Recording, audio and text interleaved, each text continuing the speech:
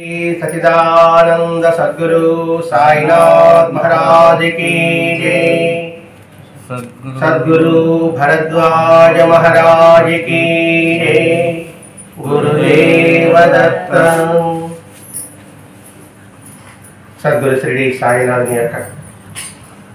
सानिध्యంలో ఆచార్య ఇట్లా భరద్వాజ మాస్టర్ యొక్క పర్యవేక్షణలో నిరంతరం జరుగుతున్న ఈ సత్సంగ యజ్ఞ ప్రయాణంలో మనమందరం భాగస్థులు కావడం మన పూర్వజన్మ సుకృతం.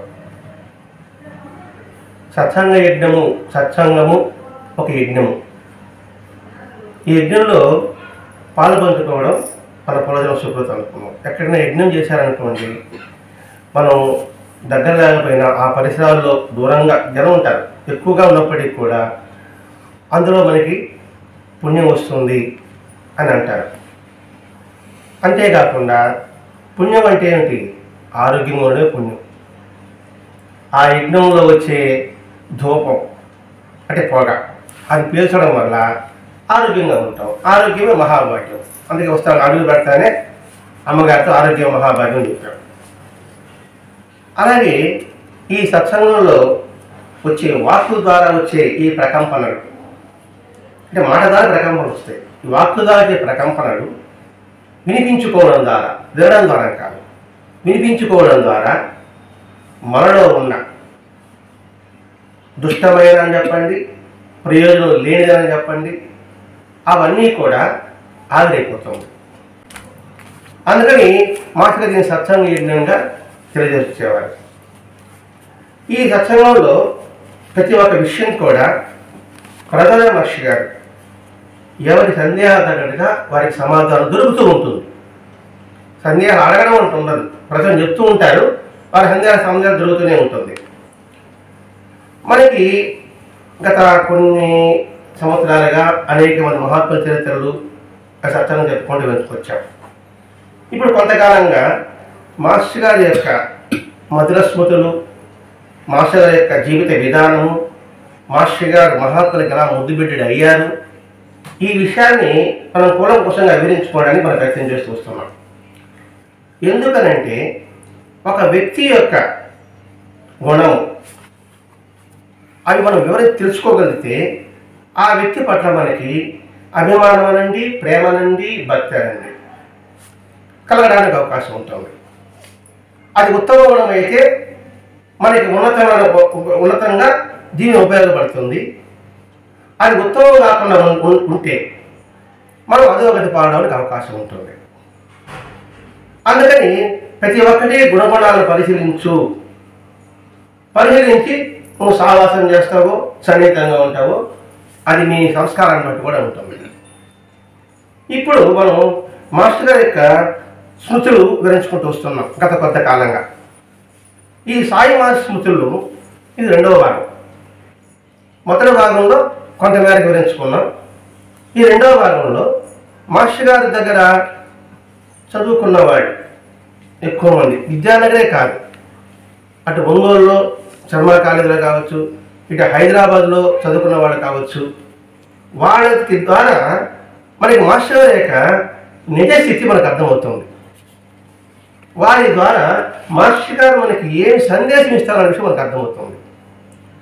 ఆ సందేశం మన జీవితానికి అన్వయించుకుంటే మనకు అది ఉపదేశంగా ఉపయోగపడుతుంది. ఉపదేశము అంటే దగ్గరగా మనకి దిశా నిర్దేశాన్ని అది చేకూరుస్తుంది. దగ్గరగా అంటే వారి యొక్క వాక్కు మనసులో మనం నిలుపుకోగలిగితే అది అతి దగ్గరగా ఉన్నట్టు. అందుకే మహాత్ముల యొక్క వాక్కు అంకుశం లాంటిది అంటారు.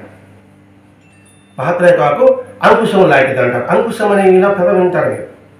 ఏనుగుకి దగ్గర బాంటి వాడి దగ్గర ఉంటుంది అంకుశం, చిన్న కమ్మి మారే ఉంటుంది, దాన్ని అంకుశం అని అంటారు. ఏనుగు యొక్క స్వభావం ఏంటి? నిరంతరము అది తొండ ఊగుతూనే ఉంటుంది. మనం గమనిస్తూనే ఉంటాం. ఏది కనబడితే దాన్ని పట్టుకోవడానికి చూస్తూ ఉంటుంది.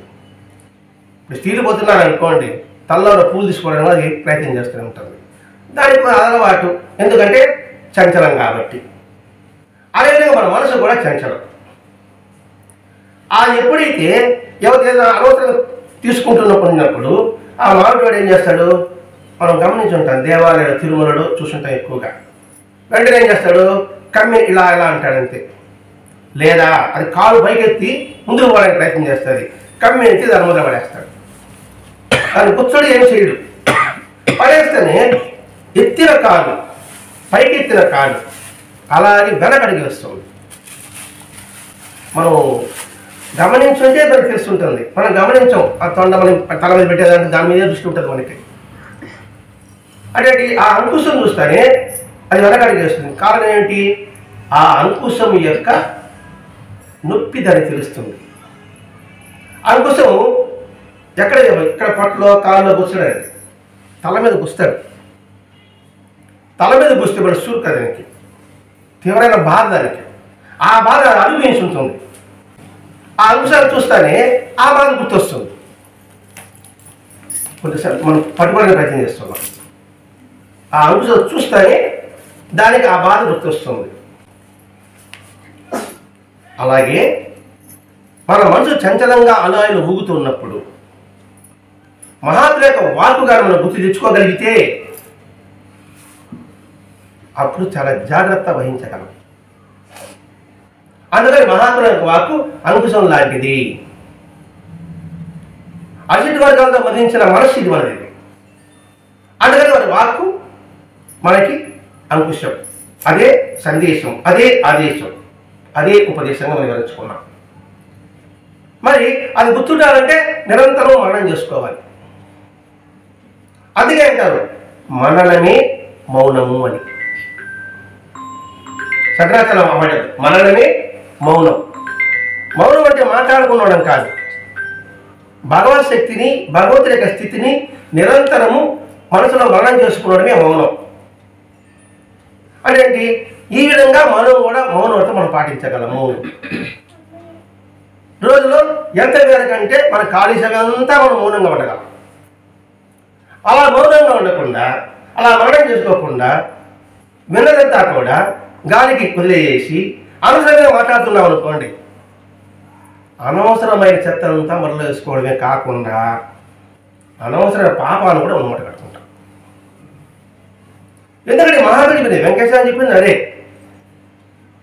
బాబా ఏం చెప్పాడు, శబరిమల అనవసరంగా మాట్లాడుతూ ఉంటే మధురదాస్ అనే భక్తులతో బాబా ఏమన్నాడు, లోపలికి రానిచ్చాడా? ఇటువంటి విషయాలని మనం మననం చేసుకుంటే ఆపసమయంలో, ఆపసమయం అంటే మన మనసు చలించినప్పుడు అది ఉపయోగపడుతుంది. ఆ విధానం మన మహాత్ముల యొక్క జీవిత విధానం ద్వారా మనం నిరంతరం తెలుసుకోవడానికి మనం ప్రయత్నం చేయవాలి. ఎందుకంటే ఈ సత్సంగ ప్రయోజనమే. పరీక్షణ్ మహారాజు 7 రోజులు చనిపోతాడు అనగా 7 రోజులు భాగవతం విని ఉత్తమగతి పొందాడా లేదా? అలాగే ప్రహ్లాదుడు లీలావతి గర్భంలో ఉన్నప్పుడు నారద మహర్షి చెప్పిన మంత్రం వల్ల అతడు మహాభక్తుడు అయ్యాడా లేదా? కాబట్టి వినడం ద్వారా మనం సులభంగా భగవత్ సాక్షాత్కారాన్ని పొందగలము. ఇక్కడ భగవత్ సాక్షాత్కారం అంటే భగవంతుని చూడడం అని కాదండి. అంటే జ్ఞానం, జ్ఞానాన్ని నిరంతరం దర్శించగలం, సత్యాన్ని నిరంతరం స్మరించగలం, ధర్మాలను నిరంతరం ఆచరించగలం.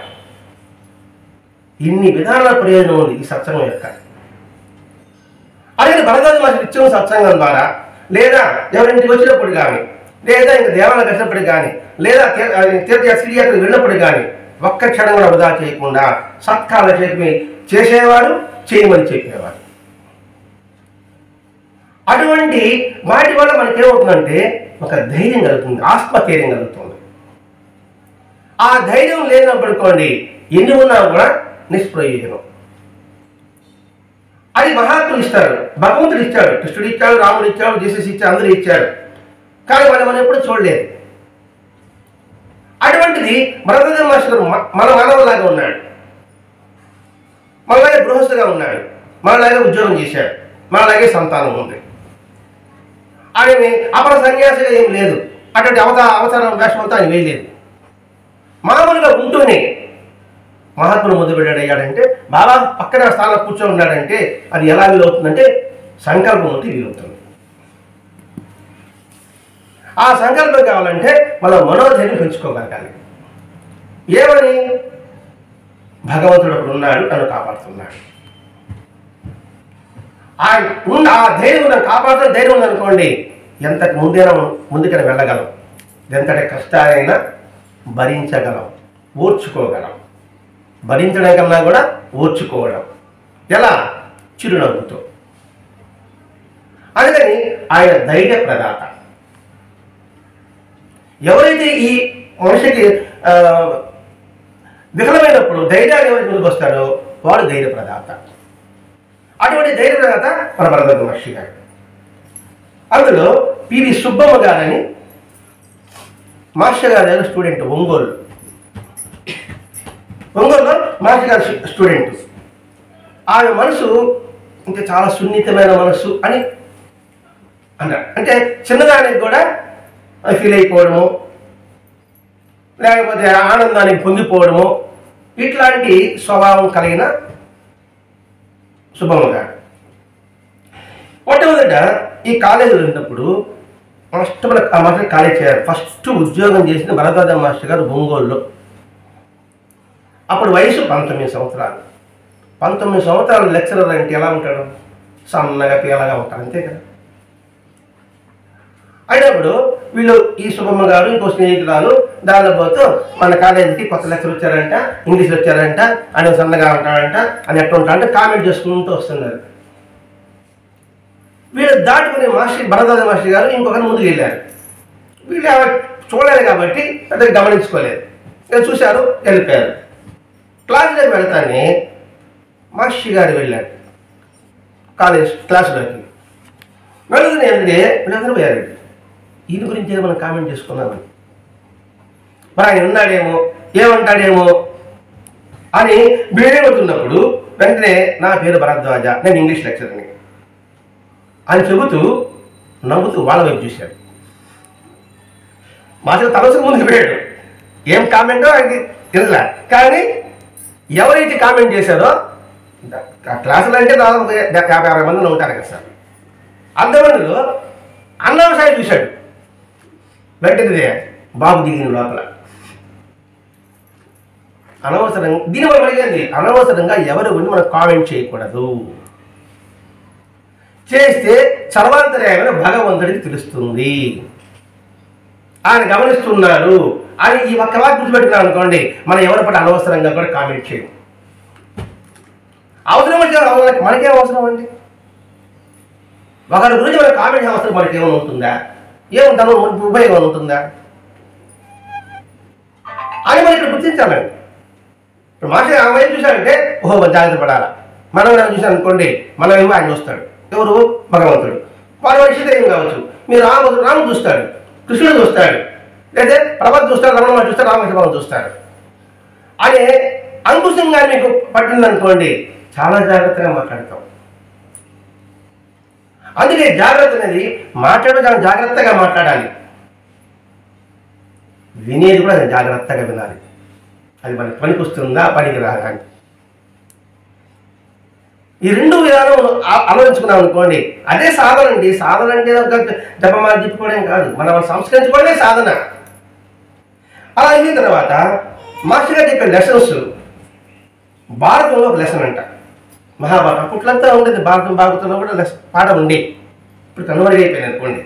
అది ఎలా ఉంటుందంటే చాలా సింపుల్ లాంగ్వేజ్ చెప్తాడు, అందరికి అర్థమయ్యే రీతిలో ఉంటుంది, వెంటనే హృదయానికి హత్తుకుంటుంది. అలా ఉన్నప్పుడు పరీక్షలో చదివినా చదవకపోయినా ఈ గుర్తులు అనుకోండి అక్కడ రాసేస్తాడు. అంటే మనసుకు హత్తుకునే విధంగా మాస్టర్ గారు చెప్పే విధానం ఎక్కడ కూడా విసుగనేది ఉండదండి. ఇంకా కొత్త లెక్చరర్ కదా, 19 సంవత్సరాలు ఆ డిగ్రీ కాలేజీలో 20-23 ఉంటారు అనమాట. వాడు 4 పరీక్షలు కుట్టి ఉంటారు కదా, 10th పరీక్షలు కుట్టినాడు, ఇంటర్మీడియట్ పరీక్షలు కుట్టి డిగ్రీ చేయాలి ఉంటారు. మాస్టర్ గారిని కావాలనే ది స్పెల్లింగ్ చేస్తాను అడుగుతారు, ది స్పెల్లింగ్ అని అడుగుతారు. డిగ్రీ కాలేజీలో డి స్పెల్లింగ్ తెలియదా? మాస్టర్ వివరం చెప్తారు, మీకు తెలియదా అని అడగలైనా THE అని చెప్పాడు. అది కాదు సార్, కొందరు ది అని దా అని అంటారు కదా, అందుకని అడిగామని అంటారు. అప్పుడు మాస్టర్ విసుక్కోవాలి. మనకి ఏమంటాడంటే లెక్చరర్గా తెలివితేటలు పరీక్షించాలని, ఆయన కన్ఫ్యూజ్ చేయాలని, లేదా కన్ఫ్యూజ్ చేయడం ఆనందించడానికి డౌట్స్ అడగకూడదు. చిత్తశుద్ధితో, నిజమైన జిజ్ఞాసతో, తెలుసుకోవాలనే ఆకాంక్షతో ఉంటే నేను ఎన్నిసార్లు చెప్తాను. నన్ను ఆట పట్టించాలని అడిగారు అనుకోండి, దాని తగ్గ పరిణామం ఒకటి ఉంటుంది అని అడిగితే చెబుతున్నాడు. క్లాసులో ఆడని మీకు ఇబ్బందిగా ఉంటే క్లాస్ అయిన తర్వాత రండి మా ఇంటికి, నేను ఉచితంగా ఎంతసేపు అని చెప్తాను. మిమ్మల్ని నేను అవమానం చేశానంటే, మీరు నన్ను అవమానం చేశారనుకోండి, నాకు ఎలా ఉంటుంది? ఎప్పుడెప్పుడు అవకాశం వస్తుందా, ఎప్పుడెప్పుడు గుద్దుదామని ఉంటాను. ఇప్పుడు ది స్పెల్లింగ్ అనేది అడిగింటే మాస్టర్ గారిని నువ్వు ఎగతాళిగా మాట్లాడితే కదా. ఆయన ఎప్పుడు మాస్టర్ గారు ఉన్నారు, వివరణ ఇచ్చాడు. అంటే ఏమిటి అడిగేది అంటే, నీకు తెలుసో తెలియదని కాదు అడగాల్సింది, తెలుసుకోవాలని విధానం అడుగు. నేను అప్పుడప్పుడు చేస్తుంటా, నాకు తెలిసి మీకు తెలుసా తెలియదు అని చెప్పేసి పరీక్ష చేస్తుంటా. అంటే ఏంటి, నాకు అది తెలుసురా అని గుర్తుపట్టాలని. ఇది మనం అలవర్చుకోవాల్సింది. అదేవిధంగా సహనము. ప్రతి సున్నితంగా చెప్పేవారు. మాస్టర్ గారు స్టూడెంట్స్కి హెల్ప్ చేయడానికి ఎప్పుడు వెనకాడేవాడు కాదు. ఆయన బెదిరింపులకు భయపడేవాడు కాదు. మనం కడవారి ఇంతకు మెచ్చుకున్నాం. కాలేజ్ స్టూడెంట్స్ వచ్చి పరీక్షలప్పుడు చాలా స్ట్రిక్ట్గా ఉండేవాడు. ఉన్నప్పుడు మీరు కానీ కాలేజీకి వస్తే మేము చూస్తామన్నారు స్టూడెంట్స్. అంటేనే వాళ్ళు ఎవరైనా జరుగుతారు, ప్రిన్సిపాల్కి కంప్లైంట్ చేసి వాళ్ళు రిపోర్ట్ ఇస్తారు. మాస్టర్ గారు ఇంకో లెక్చరర్ ఇంకో భయపడిపోయాడు. మేం భయపడే అవసరం లే, మన తప్పేముంది, ధైర్యంగా పోదాం, వాళ్ళు ఏం చేయరు అన్నాడు. ధైర్యంగా వచ్చేప్పటికి వాళ్ళు బెత్తరపోయారు ఆ స్టూడెంట్స్. ఏం సార్ మేము చెప్తే కొంచెం జంకతారు, మీరేం జంకలేదంటే, మా జంకల అవసరం ఏముంది, ప్రాణం ఎప్పుడైనా పోవాల్సిందే అంటే ఆ ధైర్యం మాస్టర్ గారిలో ఉంది, మనం ఉంచుకోమన్నాడు. అందుకే ధైర్య ప్రదాత. ఒక రాజుకి అష్టలక్ష్ములు వశం. ఆయన అందరూ వశం అనేసి అష్టలక్ష్మి తెలుసు కదా, ధనము ధాన్యము సంత అన్నీ ఉంది కదా. అవన్నీ ధైర్యంతో శుభ్రంగా అన్ని దానం చేసుకుంటా ఉన్నాడు, ఉంది కదా ఆయన ఉద్దేశంతో. ఆ లక్ష్మికి అంతా పాపం వచ్చింది, అనవసరంగా అన్ని దానం వస్తారంటే అని వాళ్ళ కోపం వచ్చి, ఒక్కొక్క లక్ష్మి మేము వెళ్ళిపోతాము నీకు చేస్తే దాకా పట్టలేదనేసి ముందు ధనలక్ష్మి వెళ్ళిపోయింది, ధనలక్ష్మి వెళ్ళిపోయింది, సంతానం అందరూ వెళ్ళిపోతా ఉన్నారు. చివరి ధైర్యలక్ష్మి నేను పోతానన్నాను, నువ్వు మాత్రం పోబాకన్నాడు రాజు. అది అందరూ మమ్మల్ని 7 మంది వెళ్ళిపోమని చెప్పి నన్ను కూడా ఎందుకు వద్దా అంటా అన్నాడు. నువ్వు ఉంటే చాలు, నాకు ఎనిపోయినా కూడా నేను ఆనందంతో ఉండగలను అని చెప్పాడు. సరే నువ్వు ఉండమని చెప్పావు కాబట్టి ఉంటానని చెప్పి. ఎప్పుడైతే ధైర్యం ఉందో లక్ష్మి వచ్చేసింది, దాని లక్ష్మి వచ్చేసింది, తందా లక్ష్మి వచ్చేసింది. సో అందరూ వచ్చేసారు. మీరు ఎందుకు వచ్చారు అడిగాడు. ధైర్యం ఎక్కడ ఉంటే మేము అక్కడ కనిపిస్తాం. అది ఆ ధైర్యాన్ని నిలబడతాడండి. ఇప్పుడు భగవంతుడు మనం అడిగింది ఇవ్వడం కాదు, మనకి ధైర్యాన్ని నింపాడంటే మనం ఎటువంటి కష్టమైన నష్టమైన దాటడానికి ప్రయత్నం చేస్తాం. నాకు సపోర్ట్ లేదనుకోండి ముందుకు దొరుకుతా, సపోర్ట్ లేదనుకోండి కుంగిపోతా. అందుకే బాగా నేను ఉండగా నీకు భయం ఎలా అని స్మరించండి. చెప్పాడు నేను ఉండగా నీకు భయం అన్నాడు. అంగానే ధైర్యం ఉంటే ముందుకు పోగలుగుతాం కదండి. సైకిల్ చిన్నప్పుడు నేర్చుకుంటున్నప్పుడు నాన్న పట్టుకుంటాం మనం. ఇప్పుడు పట్టుకుని నడిపిస్తావా? మనకు పరిధిని వదిలేస్తాం. నాన్న పట్టుకున్నావు అంటాడు, నేను పట్టుకున్నాను అంటాడు. నాన్న పట్టుకున్నాడు ధైర్యం వాడు ముందుకు పోతాడు. అది ధైర్యం. ఆ ధైర్యం నిలబడుతున్నాడండి. అయిన తర్వాత ఆయన పలకరింపులో ఒక ఆత్మీయత ఉంటుంది. అంటే ఎలా ఉంటుంది? ఆత్మీయతకి మామూలు పలకరింపు తేడా ఉందండి. ఆత్మీయత పలకరింపు చాలా తేడా ఉంది. ఆత్మీయత అంటే ఏమిటి? నాలో నువ్వు ఒక భాగం అన్నప్పుడు మాటలో, చూపులో, ముఖంలో తేడా ఉంటుంది. ఆత్మీయత లేకపోతే. ఆత్మీయత ఉన్నదనుకోండి, ఈ మూడింటిలో ప్రస్ఫుటంగా మనకి ఆకర్షింపజేస్తుంది. ఒక్కొక్కరు పిలుపు చూడు ఎలా ఉంటుంది. ఆ పిలుపులో ఆ చూపు చూడండి, చూపు కనిపెట్టేస్తాం అంతే.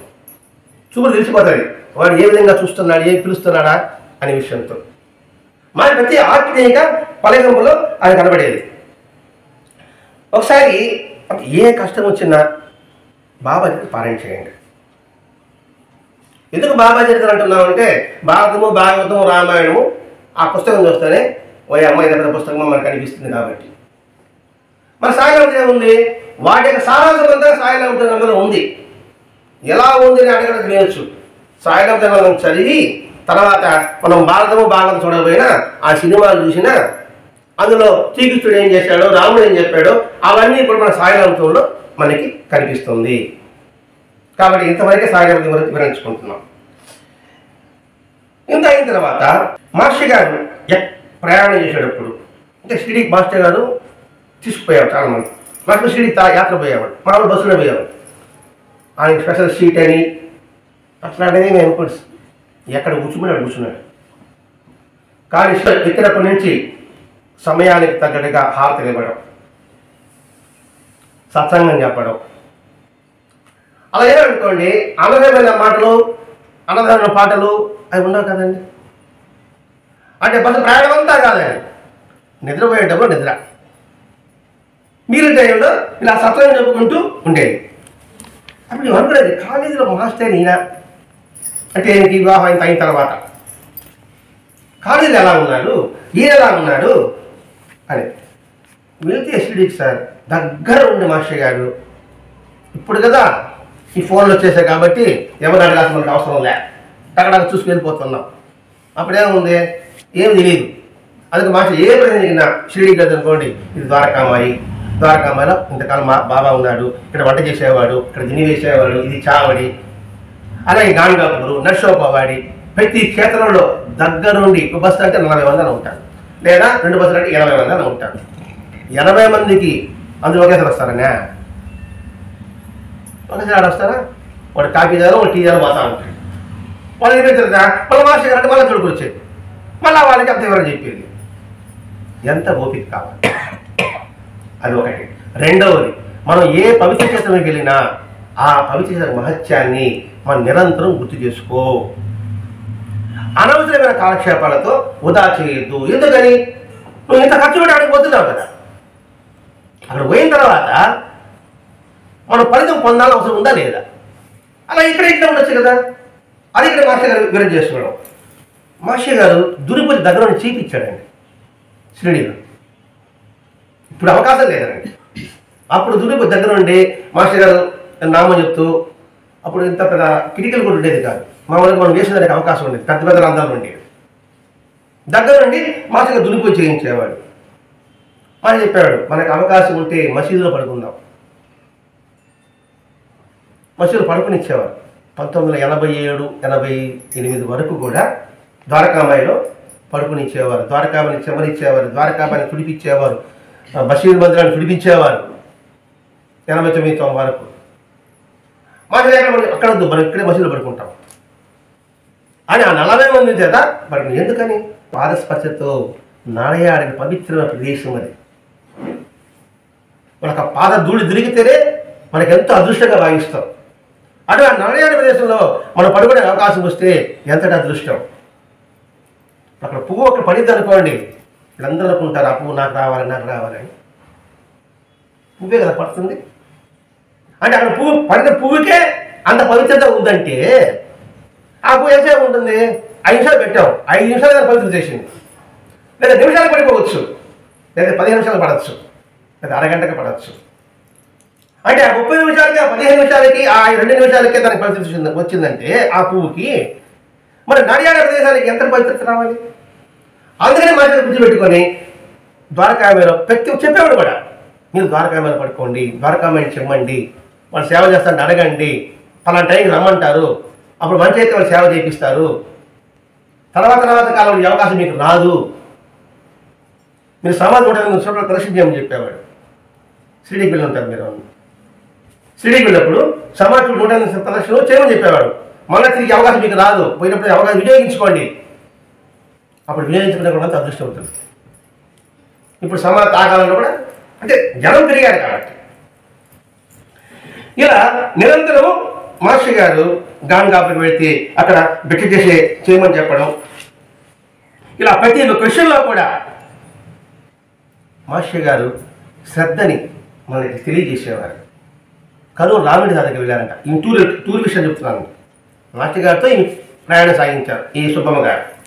రామిడి దగ్గరికి వెళ్ళిన తర్వాత పక్కనే కూర్చుంటే ఈయనకి ఎలా అనిపిస్తుందంటే, ఒక కొడుకు తండ్రితో మాట్లాడుతున్నట్టుగా ప్రేమగా గౌరవంగా మాట్లాడుతూ మాస్టర్ గారు పాలకోవ అందిస్తే ఆ రామిడి దాది గారు స్వీకరిస్తే ఆ పాలకోవని మాస్టర్ గారు మనందరికీ పంచారట. మనం చెప్పుకుంటేనే తరం ఉంది, ఇంకా ప్రత్యక్షంగా కనిపించిన ఆయానం ఎలా ఉంటుంది. రామిడి దాది మనం స్కూల్లో పెట్టడం చూసాం. కొంతమంది మాస్టర్ గారు అందించారు పాలకోవ. ఆ పాలకోవను అంతా చేసి మళ్ళీ మాస్టర్ గారు అందరికీ తాకి పంచుతుంటే ఒక విధమైన పారవశ్యం కలిగినట్టు అందరికీ. అలా అహోబిలం వెళ్ళారు మాస్టర్ గారు. వెళితే ముందు దేవుని కాకుండా ఆ కొండలని, ఆ ప్రకృతిని, అక్కడ చేసే తపస్సు, ఋషుల యొక్క వృత్తాంతము, ఆ ప్రకృతి మనకి ఏం నేర్పుతుంది, వీటి వివరణంతా ఇస్తున్నాడు. చెట్టు ఉంది, చెట్టును చూసి ఏం నేర్చుకోవాలి మనం? సహనం నేర్చుకోవాలి. దాన్ని పుట్టి నరికి చూసినా కూడా సరే చిగురించడానికి ప్రయత్నం చేస్తుంది చేయదా? చివరికి తలుపులకి దారం ఉపయోగపడుతుందా లేదా? కాబట్టి జీవితం కూడా అలా ఉండాలి అని వివరించేవాడు. ఒక జలపాతం, ఆ జలపాతం పైకి దబ్బని కింద పడుతుంది, అక్కడ ప్రశాంతంగా ప్రవహిస్తుంది. ఆ జలం ఎంతమందికి ఆనందాన్ని ఇస్తుంది. మళ్ళీ భూమిని మనం పడ్డాము, పడిన తర్వాత మనం ఎలా ఉండాలి, ఇట్లా ప్రపంచం గురించి మాస్టర్ గారు వివరిస్తూ ఉండేవాడట. ఇలా అంటే ఎందుకు చెప్తున్నానంటే, మీరు ఈ విధంగా ఏ క్షేత్రానికి వెళ్ళినా ఇలా సద్వినియోగం చేసుకోండి. మాస్టర్ గారు సత్సంగానికి ఇంక అప్పుడప్పుడు ఇంతవరకు క్షేత్ర పూర్తి అయిపోయింది. మాస్టర్ గారు సత్సంగానికి అప్పుడప్పుడు వెళ్తున్నప్పుడు మాస్టర్ గారు చెప్పేవాడు, ఎవరు నేర్చుకోవాలని అంటే నువ్వు పొందింది ఏది పొందుతావో అది అందించు. నీకు ఏదైతే భగవంతుడు ఒక కెపాసిటీ ఇచ్చాడు, సామర్థ్యం ఇచ్చాడు, ప్రావీణ్యత ఇచ్చాడు, నైపుణ్యం ఇచ్చాడు, ఆ నైపుణ్యం 10 మందికి పంచు. మేమేమొస్తామండి అని అంటే సత్సంగా చెప్పండి. అలా చెప్తూ భక్తులకి క్లాసెస్ లాగా మాస్టర్ గారు కండక్ట్ చేశాడు. సార్ విద్యాలయంలో చేయలేదు మాస్టర్ గారు, ఒంగోలులోనే చేశారు. అదేంటి మాస్టర్ గారు అంటే, విద్యానగర్లో విద్యార్థులకి, ఒంగోలు గృహస్థులకి ఇట్లా చెప్పాడు. విజయనగరంలో చెప్పలేదంటే విద్యార్థులు వాళ్ళ కాదు వాళ్ళకి అందించా. యువకులు అందరూ గృహస్థులు, వీళ్ళ కాదు అందిస్తున్నా అని మాస్టర్ గారు 1984-89 వరకు కూడా కండక్ట్ చేసేవారట. ఒక్కొక్క రోజు ఒక్కొక్క అధ్యాయం చెప్పనేవాట. అలా చెప్పిన తర్వాత దాన్ని వివరణ ఇచ్చేవాడు. చదవడానికి టైం కుదరలేదు సార్ అంటే ఇవనుకున్నదట, అందరూ అడుగుతుంది నేను చెప్పగలను అని మనసు అనుకుంటుంది. ఎవరు? సుబ్బమ్మ గారు. నేను చెప్పాలంటేనే వెంటనే మాస్టర్ ఆ వైపు చూసి నువ్వన్నా చెప్పమన్నాడు. మాస్టర్ నాకు చెప్తే నేను చెప్పగలనుకుంటాను అని వెంటనే అంతగా మాట్లాడుతున్నాడు. వెంటనే ఆ సైడ్ చూసి నువ్వు చెప్పమన్నాడు. దళదరిస్తుందండి. మాట చెబుతూ వచ్చి టక్కని నిమిషాలు చెప్పమంటే ఎలా ఉంటుంది? వాళ్ళు దళదరిస్తుంది. ఏంటి నా మనసులో మాట ఆయన తెలుసుకున్నాడు అని చెప్పి అనుకోండి. బయటకు సత్సంగం చెప్పలేకపోయినా మీరు బయట రాలేరనుకోండి, ఇంట్లో మీకు తీరిసమైనప్పుడు సాయంకాలం పూట ఒక చిన్నపిల్లలను కూర్చొని పెట్టుకొని వారి బాబా గురించి కథలుగా చెప్పండి. అంటే ఏం చేస్తున్నాడు? సమయాన్ని సద్వినియోగం చేసుకోండి. ప్రతి క్షణం అది భగవంతుని యొక్క అనుగ్రహము. క్షణం అంటే సమయం, సమయం భగవత్ స్వరూపం. ఎందుకంటే కాలస్వరూపుడు అంటాడు శివుడు, కాలమే నేను అంటాడు కృష్ణుడు. అంటే అర్థం ఏంటి? కాలమే నేను, కాలస్వరూపుడు నేను అంటే ఏంటి? ఆ క్షణం కూడా వాళ్ళ యొక్క ప్రతిరూపం అనుకున్నప్పుడు ప్రతి సమయాన్ని కూడా ఆయన్ని దర్శించడానికి అవకాశం ఉందా లేదా? అదే మాట్లాడాడు. పిల్లల చేత చెప్పు, వాళ్ళ చేత బదిలీ చేయొచ్చు. వెంటనే ద్వారకా బాబు ఉన్నాడు, వాళ్ళ అబ్బాయి. నేను చెప్తాను నాన్నగారు అన్నారు చెప్పమన్నాడు. వెంటనే ఒక పేపర్ ఇచ్చుకొని మైక్లో పెట్టుకొని చాందిపాటి సంగతి చెప్పాడు. అంటే మనం చెప్పగా పిల్లలు కూడా నేర్చుకుంటారు. పిల్లలు నేర్చుకున్నప్పుడు మనం ఎందుకు నేర్చుకోకూడదు? ఒకసారి ఇంక హార తీస్తుంటే చీర అంటుకునేస్తుంది. చీర అంటుకుని ఒళ్ళంతా కాలిపోయింది. ఒళ్ళంతా కాలిపోయిన తర్వాత అంటే అంతకుముందు కళ వచ్చింది. ఏదో ఆ కళ ఎక్కడ ఊపినట్టుగా ఆమె కింద పడినట్టుగా దాని దగ్గరగా మెలకువలో ఆమెకి చీర కాలింది. అంటే కళ చదివింది కదా అనుకుంటూ వెంటనే మాస్టర్ గారి దగ్గరికి వెళ్ళి, మాస్టర్ గారు నాకే కళ వచ్చింది, నేను జాగ్రత్త పడలేకపోయాను అన్నప్పుడు తెలుసుంటే నువ్వేం చేసేదానికి? దాన్ని ఆపగలుగుతావా? తెలుసుంటే ఏం చేసేదానికి? నువ్వు దాన్ని ఆపగలవా అంటే దీన్ని మనం ఆలోచించుకోవాలండి. మన కర్మఫలాన్ని మనం అనుభవించవలసిందే. ఆపలేదు, జరిగేది జరగక మానదు. జరగనిది నువ్వేదో తలగొట్టుకున్నా కూడా జరగదు అని ఒక హింట్ ఇచ్చాడు. తర్వాత మాస్టర్ గారు రామారావు గారి చేత హోమియోపతి పంపించాడు. ఇంక ఇది వేసుకోమని. మనం అల్లోపతిని నమ్మినట్టు హోమియోపతిని నమ్మం. అల్లోపతి అంటే అటు ఇంజనీర్ చేస్తేనే తగ్గిపోతుంది, మళ్ళీ ఈడ నొప్పి వస్తే మళ్ళీ ఆ సైడ్ పెట్టి ఈడ నొప్పి వస్తుంది, మళ్ళీ మందు చేసుకుంటాం. హోమియోపతి అలా కాదు, మూలంలో మంది ఇస్తారు, కొంత ఆలస్యం అవుతుంది. ఇవి చెప్పేటప్పటికి ఇదేం మాట్లాడలే అనేసి లేవాలని ఒళ్ళుగాడిదంటే బెడ్ రెస్టే కదా, వెంటనే జిడ్డు కింద పెట్టుకునేసి గమనం అయిపోయింది. వెంటనే మాస్టర్ గారు ఏమా ముందు వేసుకున్నావా అని అడిగిచ్చాడు. అబద్ధం చిన్నప్పుడు చెప్పదంటాడు, కానీ చెప్తానే ఇంక విధి లేక ఆ ముందు ఎక్కడ కనబడలేదు మాస్టర్ గారు, మా అత్తగారు ఆయన పెట్టేశారని చెప్పారు. కనబడలేదు, ఎక్కడ పెట్టేశారని చెప్పారు. అయిన తర్వాత నిజంగా వచ్చే దీనికి మందు లేదు లేదు అబద్ధం చెప్పారు కదా. మళ్ళీ పక్కన చూసి నిజంగా మందు లేదు. ఎందుకంటే తల్లిదండ్రులు ఉన్న తర్వాత ఆమె పడుకుని ఉంటుంది, ఆమె లేదు, లేకపోతే ఆమె చూసుకోవాలి, ఇంకెవరు వచ్చి రాగే అవకాశం లేదు. ఆ తర్వాత ఆమె నొప్పి చాలా కాలం అనిపించింది. ఆయన చెప్పినట్టు వేసుకొని ఉంటే దీనివల్ల ఏంటి? మాస్టర్ గారు గొప్పవాడు అనుకుందామా? కాదు. తదాస్తు దేవుళ్ళు ఒకరు ఉంటారు, మనం ఏం చెప్తే ఒక తదాస్తు అంటారు. మొదలు కనబడలేదు అన్నావా, కనబడకుండా చేశారు వాడు అంతే. దీన్ని బట్టి మనం ఎలా ఉండాలి? నిరంతరము నెగిటివ్గా కాదు, పాజిటివ్గా ఆలోచించాలి. అంతమంది భావిస్తున్నారు. ఇది మన మాట కాదండి, పెద్దవాళ్ళు చెప్పిన మాటే. ఇంట్లో బియ్యం లేదు అంటారా? అంటారు. ఏం లేదనొచ్చు కదా, ఎందుకంటే తలాసలు ఉంటారు, అది నిండుకున్నాయి, దీపం ఆరిపోయింది అంటారా? దీపం పండెక్కింది. ఏదో మాస్టర్ గారు చెప్పడం కాదండి, మాస్టర్ గారు మనం మర్చిపోయిన గుర్తు చేస్తున్నాడు ఇక్కడ. దాన్ని వివరించుకుంటున్నాం. నాకు మందు కనబడలేదన్నావు, మందు కనబడలేకుండా పోయింది.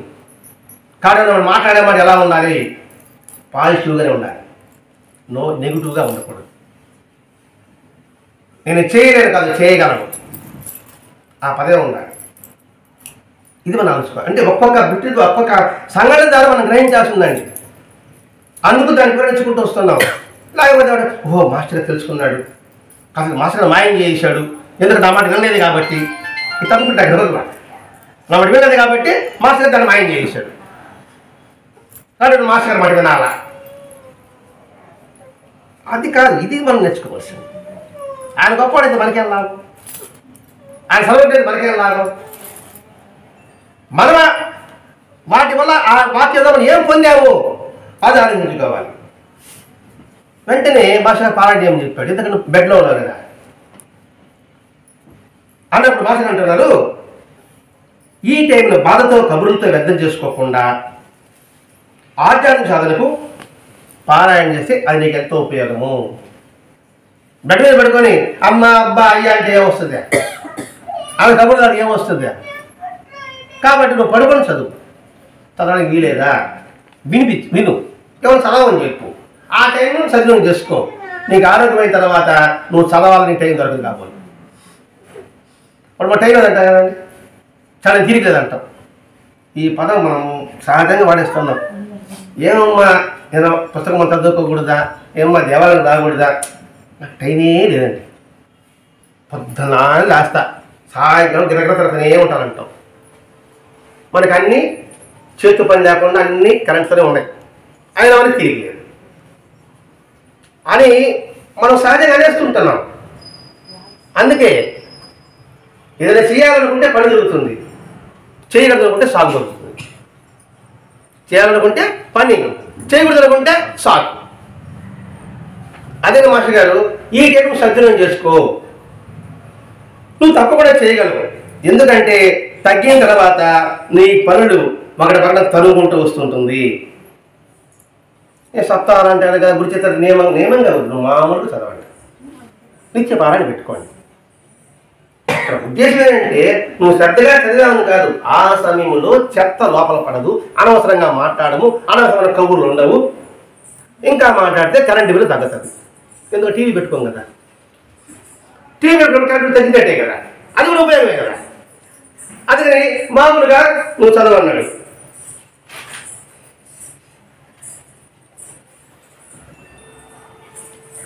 అదే మాస్టర్ గారు ఆమెకి ఇచ్చిన చివరి మాట కావాలి. తర్వాత మాస్టర్ గారు సమాధి అయిపోవడం, మాస్టర్ గారు సమాధి తెలుస్తానే ఈమె వదిలే ఒళ్ళంతా కాలిపోయి ఉన్నది, ఇంకెళ్ళి చూడలేకపోయింది. అప్పుడు ఒంగోలు ఉన్నది, ఇంక వెళ్ళలేక మాస్టర్ గారు సమాధి అయిపోయారు. శరీరం చివరి దర్శనం చేసుకోవాలనుకుంటుంటే వారి వీధి కూడా ఊరేగిపోయింది. మాస్టర్ గారు శరీరం వదిలిపెట్టిన తర్వాత ఏప్రిల్ 12 బుధవారం ఉదయం 7:30-8 మధ్యలో ఊరేగింపు గురువారం ఉదయం 10 గంటలకు ప్రారంభమైంది. ట్రాక్టర్ అనేది పెట్టి ప్రతి ఫెసిలిటీ ఉందా, పక్క ఎండ మాస్టర్ మొక్కలు నల్లగా అయిపోయింది ఆ ఊరేగింపులో. ఏప్రిల్ అంటే ఎండ అట్లా ఉంటుంది. ఇప్పుడు మనకి షెట్లు సెంటర్లు అట్లా ఏం లేవు. అప్పుడేదో మామూలు ట్రాక్టర్లో బెంచ్ వేశారు, ఆ బిందెని పడుకోబెట్టారు. 10 గంటలకు ప్రారంభమైన ఊరేగింపు సాయంకాలం 5 గంటలకు చేరింది ఒంగోలు బాబా మందిరానికి. ఏ దేవుడు ఊరేగింపు కూడా అనికట్టలు ఉండదు. అంటే సుమారు 7 గంటల సేపు మొత్తం టౌన్ అంతా.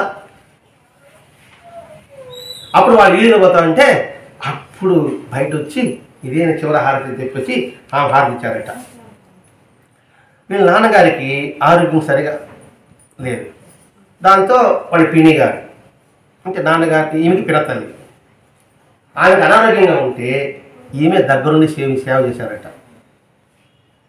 ఆ తర్వాత కొంతకాలంగా ఎవరు సేవ చేయకపోతే తర్వాత ఆమె చనిపోయారు. చనిపోతున్న వాళ్ళని కుంగిపోతుంటే బాబా చెప్తే ఆమెకి ఇచ్చింది, వాళ్ళ నాన్నగారికి ఇచ్చారు. ఇస్తానే అది చదివిన తర్వాత అయ్యో ఇంత గొప్ప ఆయన సంగతి తెలుసుకోలేకపోయాను అన్నాడు. అది ఒక ఫోటో ఇస్తే ఆ జోలో పెట్టుకున్నాడు. తర్వాత వీళ్ళు చెల్లెళ్ళింటికి నెల్లూరు కాడికి వచ్చినప్పుడు అది అనారోగ్యంగా బాడీ చెకప్ కోసం వస్తే అమ్మ నేను హాస్పిటల్కి వెళ్తాను, నాకు బాబా ఫోటో అవి ఇమ్మా నేను జోలో పెట్టుకుంటాను అని వెళ్ళి అక్కడ దేవాలయానికి వెళ్ళి అక్కడే హార్ట్ అటాక్ చనిపోయాడు. ఈ సంఘటన మళ్ళా వెనక్కి వస్తున్నాం. ఎవరు సేవ చేయకపోతే వాళ్ళ కన్నా తల్లికి ఈమె సేవ చేశారు. అంటే సేవ చేసే గుణం దేని ద్వారా వచ్చింది? మహాత్ముల యొక్క వాక్కులు వినడం ద్వారా వచ్చింది, వింటే కాదు వినిపించుకోవడం ద్వారా వచ్చింది. అంటే అందరిలో భగవంతుడు ఉన్నాడనే భావన. ఎందుకంటే బాబా ఎవరందరూ సేవ చేశాడు, కుచిరోడు కూడా సేవ చేశాడు బాబా. అదే వరదాన మాస్టర్ గారు అనారోగ్యం వస్తున్న ఉన్న వాళ్ళకి దగ్గరుండి మాకు విద్యానగర్లో వాళ్ళకి కావాల్సిన మందులు ఇప్పించాడు. వేసుకుని ఈయన గారు ఇక్కడ వేసుకున్నామని అడిగాడు కదా, అవసరం ఏంటి అంటే ఇంతటి విధానం అండి. దీని ద్వారా ఏముంది? వాళ్ళ నాన్నగారేమో మాస్టర్ గారి దగ్గర వెళ్ళిందేమో ఈమె, కానీ ఈమె చేసిన పూజ కూడా వాళ్ళ కుటుంబాన్ని కూడా భావకరణం కలిగిందా లేదా మన ఎవరికి వస్తున్నాం. లేకపోతే ఆ సమయంలో బాబా ఫోటో జోలు పెట్టుకోవాలనుకోవడం ఏంటి, బాబా గుడికి వెళ్ళి ప్రాణం వదలడం ఏమిటి అంటే సంతతి వచ్చిందా లేదా అంటే మనం చేసే పూజ అన్నీ కూడా మన సంతానానికే కాదు మన పరిసరాల్లో ఉన్న వాళ్ళకి కూడా అది సంక్రమిస్తుంది. అలాగే పారాయణ కూడా నువ్వు వీలైనట్టు చేసుకోమా అన్నప్పుడు, అలాగే మంచం మీద కొంచెం చేసుకుంటున్నప్పుడు, అనారోగ్యం ఉన్నప్పుడు స్వప్నంలో దత్తాత్రేయుడు దర్శనమిచ్చాడు. అంటే గురుచరిత్ర నియమంగా చేయలేము, అది చేయలేము అని భయపెడతారు చాలా మంది. అనారోగ్యం ఉన్నప్పుడు నువ్వు ఎక్కడ కూర్చో చదువుకున్నా కూడా దత్తాత్రేయుడు దర్శనం వచ్చిందా లేదా? ఇలా విషయాలు చేసుకుంటూ వచ్చినప్పుడు ఇవి ఒక క్షేత్రానికి వెళ్ళారు. 108 సార్లు పారాయణ చేయాలనుకున్నారు గురుచరిత్రని. ఏదో ఒక క్షేత్రానికి వెళ్ళారు, అన్నవరానికి వెళ్ళి 107 అయిపోయింది. 108 కదా, ఇంకా బెంచ్ మీద కూర్చొని పారాయణ చేస్తూ ఉన్నారు. చేస్తున్నప్పుడు ఒక పిల్లవాడు వచ్చి, కొంచెం మాస్టర్ బొమ్మ ఉంటుంది కదా, ఎవరు పుస్తకం అని అడిగాడు. ఇది భరద్వాజ మాస్టర్ గారిది, ఆయన రచించింది అన్నాడు. అని నీకు తెలుసా అన్నాడు. మేము చూసా అన్నాడు. కొంగోస అన్నాడు. అయితే పరిగెత్తి పోయాడు, వాళ్ళ చుట్టూ బంధువులు తీసుకొచ్చేసాడు. అని తెలిసి మీరు మాస్టర్ గారు చూశారంట కదా, మాస్టర్ ఏం చెప్పాడు, ఏం చేసేవాడు, ఎలా సత్యం చెప్పేవాడు. ఆయన పుస్తకం మన చేతిలో ఉంటేనే ఎంత గౌరవం చూడండి. ఆయన పుస్తకం ఉంటేనే ఎంత గౌరవం. అంటే ఈ పుస్తకం కాదు, ఆయన యొక్క స్వరూపం. ఆయన యొక్క స్వరూపం కాబట్టి అందులో అడిగిస్తారు. అక్కడ వేరే బుద్ధి పట్టుకున్నాడు అనుకోండి, ఏం పట్టిస్తారు? అంటే ఆ గురుజన పుస్తకం ఎంతగా కృషి చేసి, ఎంతగా తన తపోబలాన్ని అందులో నిక్షిప్తం చేసి ఉంటాడని మనం గుర్తించాలండి. ఒక వస్తువు వెంటనే మనకు ఆకర్షణ అవుతుంది. ఏదన్నా స్పెషల్గా కనబడితే కదా దాని వైపు చూస్తాం మనం. ఏదైనా బదలపోతుంటాం అనుకోండి, అది సినిమా వాల్ పోస్టర్ కావచ్చు, లేకపోతే ఇంకోటి కావచ్చు, ఇంకోటి కావచ్చు, ప్రత్యేకం కనబడితే చూస్తాం. పెళ్ళికి వెళ్ళాము, పెళ్ళికి వెళ్తానే కింద మైసలాగా నీళ్ళలో తిరిగినట్టుగా లైటింగ్ చూస్తే అసలు నీళ్ళు బాసినట్టుగా ఉన్నది. అక్కడ తల చేపలు బాగా మైసలు గుర్తొచ్చింది. అలాగే వాళ్ళు వెళ్తుంటే పిల్లలు ఉన్నట్టుగా ఉన్నారు, మనం పోతా ఉన్నాం. వాళ్ళు దూరిపోయినట్టుగా ఉన్నది అంటే లైటింగ్. దాన్ని మనం ఏం చేశాను, ఇప్పుడు అక్కడ పట్టుకున్నా అంటే విచిత్రంగా లాగింది కదా, అదే బాబులో పెట్టి చూసుకుంటానా. అలాగే ఆ పుస్తకానికి కూడా ఆయన యొక్క కృప, ఆయన యొక్క తపస్సు ఉంది కాబట్టి ఆకర్షించింది. అందుకని వాళ్ళందరూ తీసుకొచ్చి ఇచ్చాడు. ఎక్కడి అన్నవరం, ఎక్కడ ఒంగోలు చూడండి. ఇక్కడ అది ఆయన నిజమైన స్థితి. అంతేకాకుండా జాతకం బాగాలంటే గ్రహబలం కన్నా కూడా బాబాకి అనుగ్రహం ఉందని ఈమెకి నిదర్శనం కలిగింది. మనకి బాబా చిత్రంలో వస్తుంది. మాస్టర్ గారి పరిచయం కాలం ముందు ఈమెకి తొందరగా కోపం వచ్చేదట. కోపం రాదు, తొందరగా వస్తాడు కోపం కూడా. అది నిదానంగా రాదనమాట. తొందరగా కోపం వచ్చేది. ఏదైనా సరే చేయనంటే చేయను, మొండంటే మొండి. పరిచయం అయిన తర్వాత ఇప్పుడు ఎవరు ఏమనుకున్నా పర్వాలే అనే ధైర్యం వచ్చిందట. ఎవరైనా మాట్లాడుకోమని ఎందుకు అవసరం కోపం చేసుకోవడం అనే ధైర్యం వచ్చింది. ఇప్పుడు నాకు ఏ రకమైన భయం లేదు. సాయంకాలం మధ్యలో రుసో మమ ప్రియాంబికను మనం మాట్లాడతాం, పాడతాం. అది ఏముంది ఆ పాటల, ఓ భగవంతుడా నాకు అన్న లేకపోయినా, తమ్ముడు లేకపోయినా, బంధువు లేకపోయినా, కేతి లేకపోయినా నువ్వు నాకు తోడుండు. ఓ భగవంతుడా నాకు దేవతలు కోపించిన, రాక్షసులు కోపించిన, కిందలు కోపించిన నువ్వు మాత్రం నా దగ్గర ఉండు. ఇప్పుడు మన దగ్గర చెప్తున్నామే, రాజుకి అష్టలక్ష్యంలో 7 మంది వెళ్ళిపోయినా కూడా ధైర్యం మనం చెప్పామే. అదే దాని అర్థం సాయంకాలం హారతులు. ఆ భావంతోనే నిజంగా సాయంకాలం ఆ రుసో, ఉదయం కూడా కాకర హారతిలో ఉన్న ఆ 8 ఉండేది. అది కానీ మనం భావం చదువుకున్నా కూడా చాలు, మన జీవితం ధన్యం, ధైర్యం, ఆనందం. ఇలా ప్రతి ఒక్కటి ఎవరేమనుకున్నా కోపడితే చాలు. అంటే ఒక రకమైన ధైర్యం నాలో వచ్చింది. ధైర్యం ఉంటే అన్నీ కూడా వచ్చుకోగలం, భరించగలం, ఆనందంగా స్వీకరించగలం. మరి మాస్టర్ గారు చూడకముందు ఉన్న కోపం మాస్టర్ గారు దర్శించిన తర్వాత ఎలా పోయింది? నాకు పోలేదే అని అనుకుంటాను. ఇప్పుడు నాకు పోలేదంటే ఆమె భావించినట్టుగా, ఆమె తన్మయతపడినట్టుగా నేను తన్మయత పొందుంటే కోపాన్ని నేను తెచ్చుకోగలను. ఏదో బాహ్యంగా చూశాను అంతే. ఆమె అంతరంగా ఆమె చూశారు. బాహ్యంగా చూడడానికి, అంతరంగా చూడడానికి తేడా ఉంటుంది. దేవాలయానికి వెళ్తాం, చంగాళముడికి వెళ్తాం, ద్వారా జలపచ్చకి వెళ్తాం. వెళ్ళిన తర్వాత పోయిన తర్వాత అందరూ వీడేమో నేను నా సంగతి భలే ఉందండి, కింద ముగ్గురు భలే వేశారండి, అలంకరణ సూపర్గా ఉందండి. చెంగాళ ముత్యాలంకరణ తగదగ మెరిసిపోతుందండి. దాని తోటి నేను పోయింది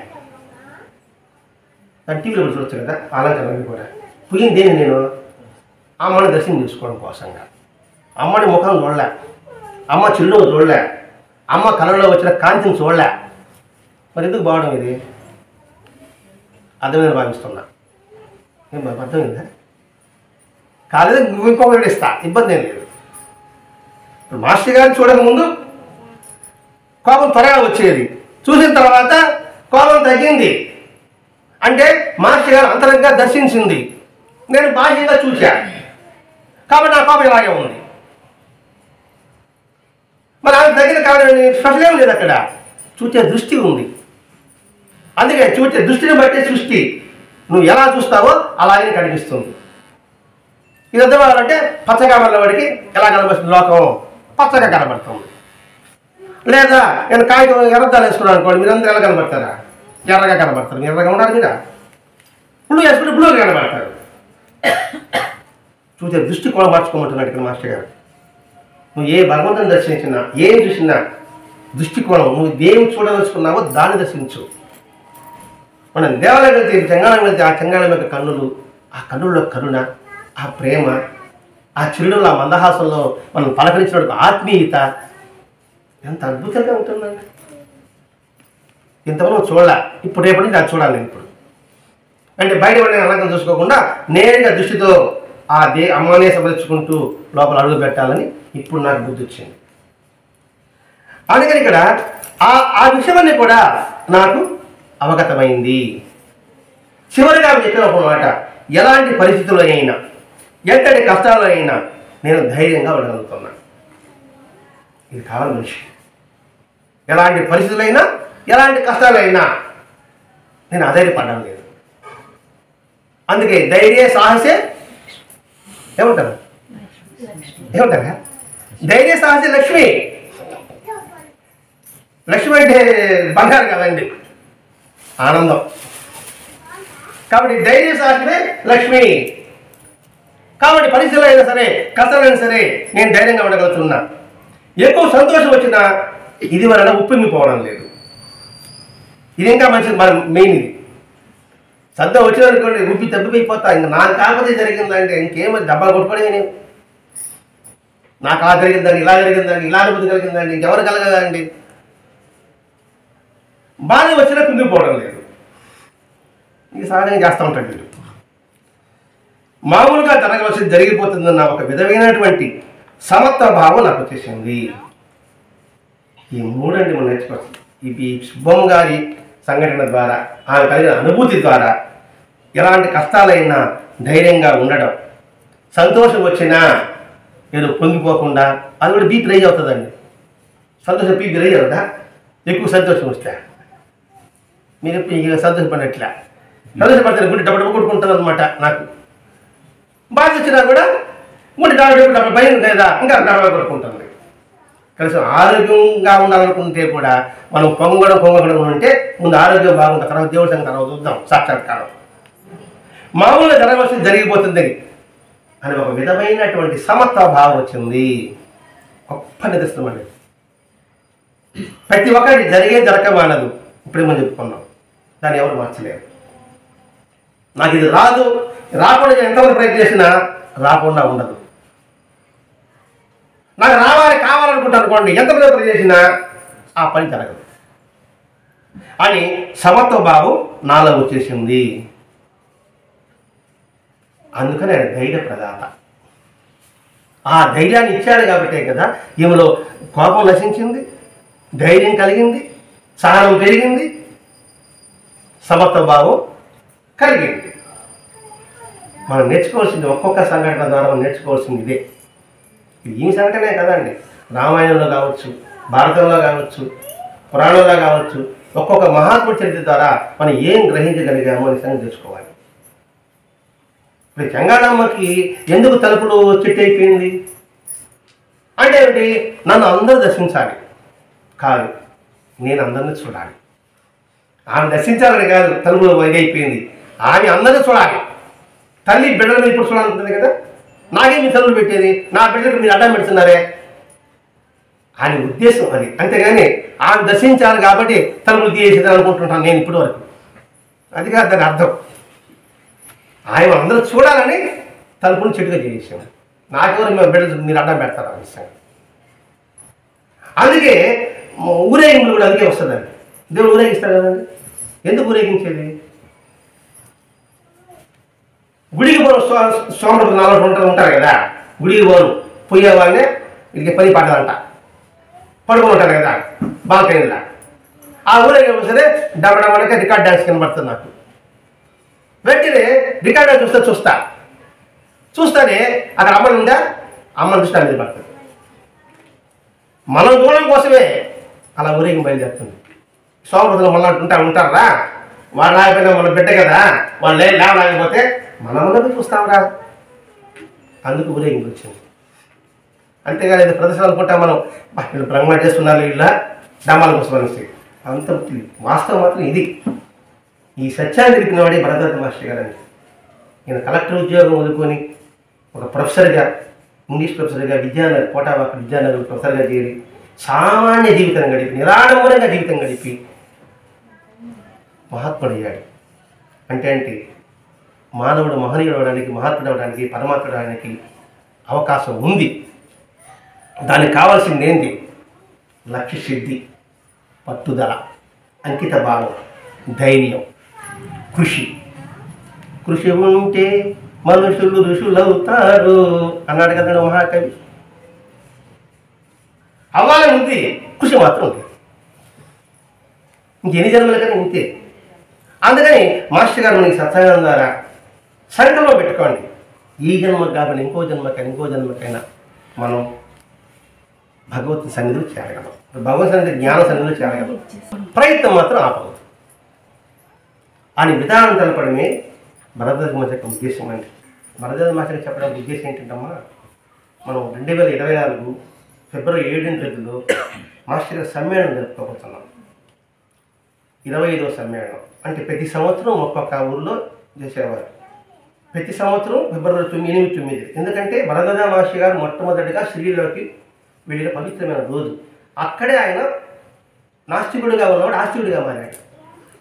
ఆ తేదీని పురస్కరించుకొని 2000 సంవత్సరం నుంచి ఇప్పటి వరకు ఒక్కొక్క పట్టణంలో ఆ తేదీన మనం కూడా అటువంటి స్థితి పొందడానికి ప్రయత్నం చేద్దాం ఉద్దేశంతో ఆ 2 రోజులు సత్సంగాలతోనే ఉంటుంది. అలాగే సామూహిక పూజ ఉంటుంది. అందుకోసం నేను గురించి వివరించుకుంటున్నాను గత కొన్ని మాసాలుగా. రేపు సమ్మేళన సూర్యులు పెట్టంటే నేను సమ్మేళనకి రానంటే ఏముందంటే అక్కడ ఎవరండి ఆయన అనే అనుమానం వస్తుంది కదా. అందుకోసం ఆయన యొక్క జీవిత విధానం వివరించుకుంటూ వస్తున్నాం.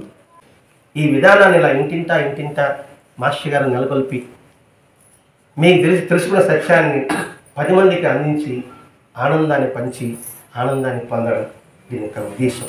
ఇదే మాస్టర్ గారి యొక్క స్మృతులు. ఇదే మన భరద్వాజ మాస్టర్ గారు అందించిన గొప్ప ఉపదేశం. దీన్ని మనం ఆదేశంగా తీసుకొని శిరసా వహించి మనం సన్మార్గంలో ఉండడానికి ప్రయత్నం చేసుకోవడానికి కృషి చేద్దాం. స్వస్తి. శ్రీ సచ్చిదానంద సద్గురు సాయినాథ్ మహారాజ్ కి జై. సద్గురు భరద్వాజ్ మహారాజ్ కి జై. గురుదేవ దత్త.